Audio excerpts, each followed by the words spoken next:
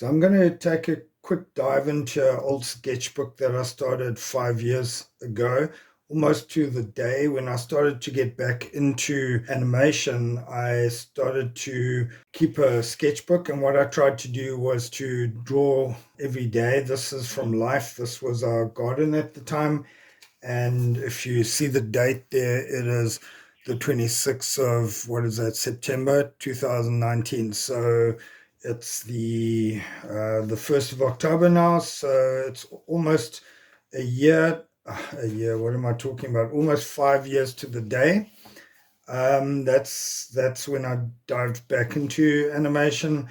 So I started to do sketching every day. Unfortunately, it didn't last long, but I was doing the sketching every day. This was our dog that we had, Grayson, and I would sketch mainly from life where I could. These were some plants and some birds we had in the garden, our weeper, some of our furniture, and this would be a morning. It would take maybe between 10 minutes and 40 minutes every morning before work. I'd do this. I really enjoyed some of the botanicals here, some of the leaves. You think all leaves look the same until you actually start to draw them and study them. Some of the climbers and stuff. Our dogs, Kingsley and Grayson, beautiful boys. This is in the garden, a potting table, a gnome. Got to have a gnome in the garden. So I would draw every day. I think, okay, I skipped a few days there, but I think I was trying to draw every day, every second day. That's a consecutive day there. Random stuff, some tequila, the coffee, etc. Back to dogs. And what I found is the garden feature. And then I found a few sites. This one is reference.sketching.net.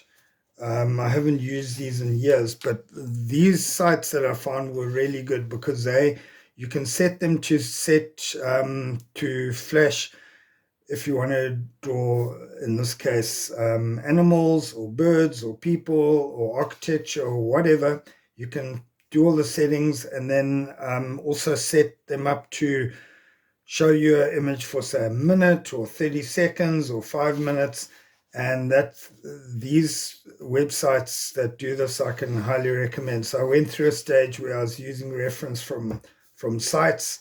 And as I was going, what I discovered is I was actually starting to get better because it's you build up a bit of muscle memory. And if I look at the first couple of pages and the last couple of pages, there's quite an improvement. I was on the road here, I was traveling, and this was at some airport, and my my speed got up, and I also noticed that on the whole, um, my drawing skills actually improved, and it's just a practice. So it's like a muscle. If you use it, you'll get better.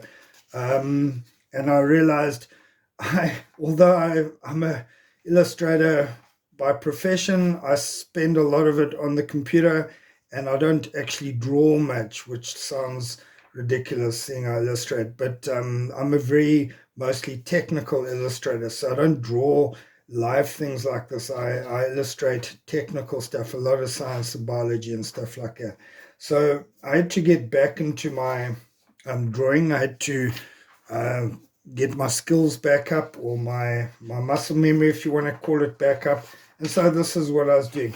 Then I came across some guy, oh goodness, I forget his name, but he was doing portraits, and I really thought, oh, I'm really loving portraits. So I went through a stage where I started doing portraits, went back to animals, love animals, especially this is one of our boys, and really animals to me are probably one of the nicer things to draw.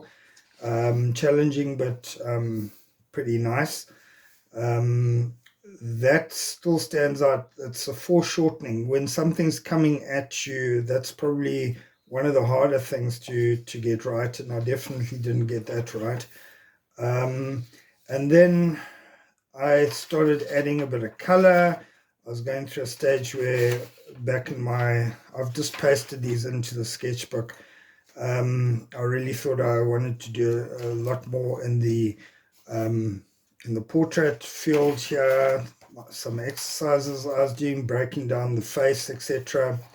And I actually did a lot of videos on portraits when I started.